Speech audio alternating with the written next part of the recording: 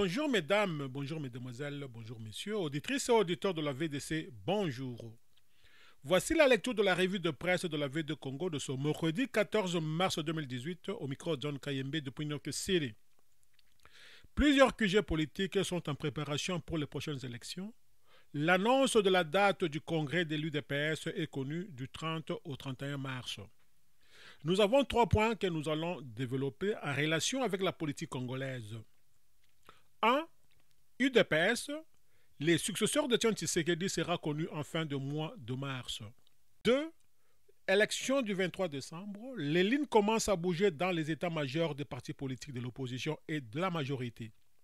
Et enfin 3. Analyse du journal américain Washington Times sur le candidat Moïse Katumbi. Commençons par le point 1. UDPS, les successeurs de Tian Tshisekedi sera connu en fin de mois de mars. Le phare titre du 30 au 31 mars 2018, congrès extraordinaire de l'UDPS. Initialement annoncé pour le 26 ou le 27 février 2018, mais décalé à cause de la marche pacifique de laïcs chrétiens fixée au dimanche 25 février, le congrès extraordinaire de l'UDPS va finalement se tenir du 30 au 31 mars. La confirmation est venue du secrétaire général Jean-Marc Kabunda en personne à l'occasion du point de presse qu'il a animé hier mardi 13 mars au siège de l'UDPS dans la commune de Limete en présence de plusieurs cadres et militants du parti. Ce forum, a-t-il rappelé dans la décision portant sur sa convocation, aura un seul point à l'ordre du jour, l'élection du successeur de Tian Tshisekedi à la présidence du parti. C'est le lieu d'annoncer que les frais d'organisation ont été réunis grâce aux contributions des cadres et combattants tant de l'intérieur que de l'extérieur. S'agissant de la course à la présidence, les critères d'éligibilité se présentent comme suit. Être de nationalité congolaise, détenir une carte de membre, être membre effectif de l'UDPS depuis au moins 20 ans, être détenteur d'un titre académique équivalent au moins au graduat ou justifié d'une expérience avérée au sein des organes du parti, être en règle de cotisation depuis 2011, être de bonne moralité, faire preuve de constance politique au sein du parti, n'avoir jamais été sanctionné par les instances du parti pour vagabondage politique, avoir un domicile connu en RDC, etc. On signale qu'un candidat s'est déjà déclaré officiellement. Il s'agit de Félix Tshisekedi, secrétaire général adjoint chargé des relations extérieures. Démocrate, il a fait savoir qu'il était prêt à se soumettre au débat contradictoire avec d'autres prétendants au poste. L'enjeu de ce congrès est de mettre fin à la polémique qui commençait à prendre corps au sujet de la direction du parti et aussi à la confusion entretenue autour des ailes dissidents qui rêvaient de déstabiliser la maison mère. Le coût de ces assises est évalué à environ 160 000 dollars américains, précise pour sa part le potentiel, avant de faire savoir que plus de 600 délégués venus de différentes fédérations de l'UDPS à travers le pays de la diaspora, ainsi qu'une centaine d'invités prendront part à ces forums. Et la personne qui devra succéder au sphinx de l'UMT devra avoir la nationalité congolaise, être actif dans le parti, détenir au moins un diplôme de graduat et avoir évolué pendant 20 ans révolu au sein du parti de taille le tabloïd. 2. Élection du 23 décembre, les lignes commencent à bouger dans les états-majors des partis politiques de l'opposition et de la majorité. Forum des As évoque les préparatifs du scrutin de décembre et titre à sa une. Après l'étude d'opinion du groupe d'études sur le Congo, voici les sondages de Les Points. Mouzito s'interpose entre Fachi et Katumbi. À en juger par l'amorce de grandes manœuvres politiques, le pays s'engage résolument dans la dernière ligne droite qui mène vers les élections, fait remarquer le quotidien. Tout en rappelant la place qu'occupe actuellement l'autre présidentiable, Adolphe Mouzito, dans le récent sondage. En janvier dernier, notre forum des As, un sondage signé groupe d'études sur le Congo donné en termes d'intention de vote dans l'ordre Katumbi, Tshisekedi et Mouzito.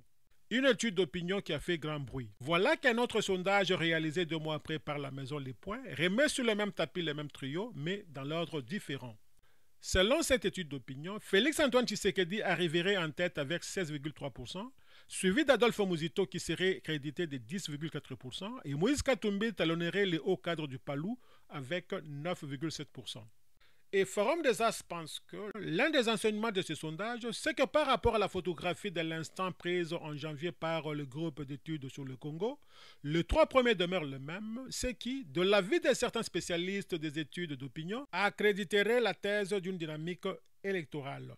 Restant dans la fièvre électorale, le potentiel annonce les 4 piliers du projet de société de Moïse Katumbi.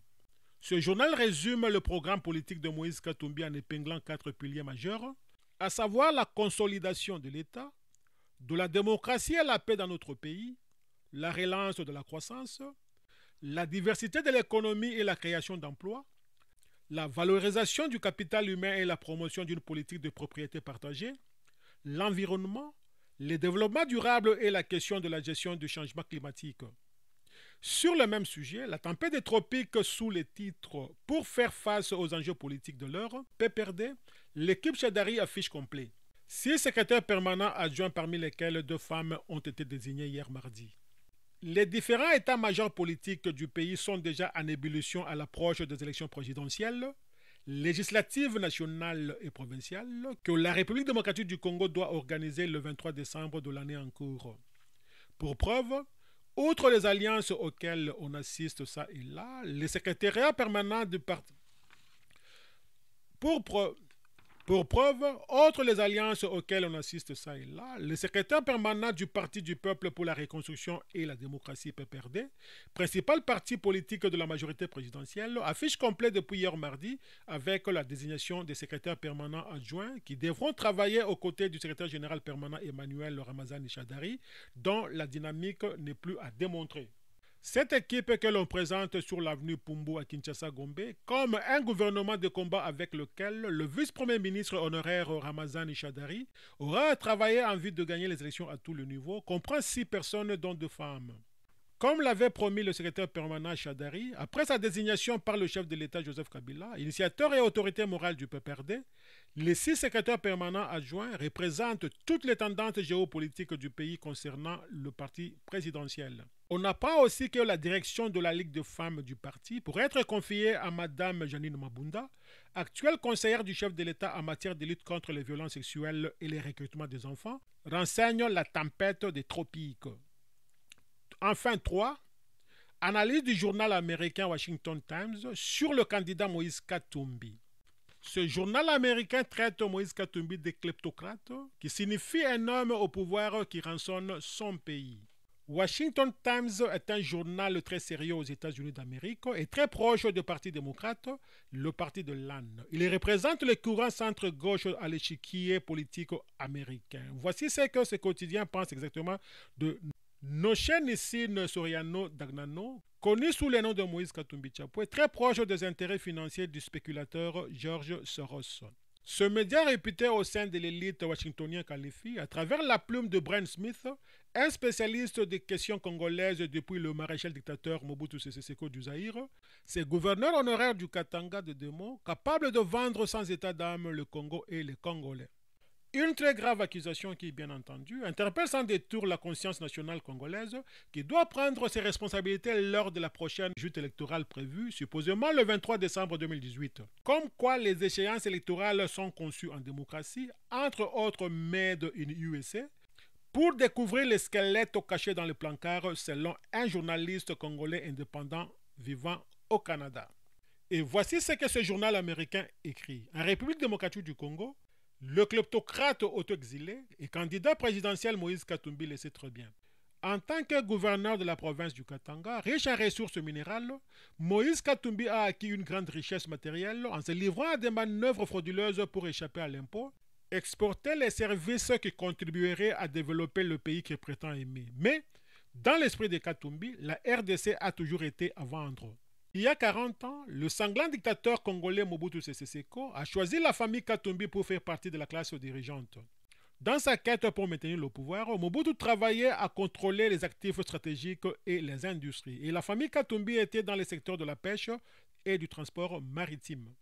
Après tout, la nourriture et la logistique sont très importantes partout, mais plus encore dans les tiers-mondes. De là, Moïse Katumbi a passé des années à voyager à travers le monde, à dépenser $5 000 par chambre d'hôtel et voyager dans des jets privés. Plutôt que de vivre la vie d'un patriote, d'investir dans la société civile, Moïse Katumbi a choisi la voie d'enrichissement personnel à chaque occasion.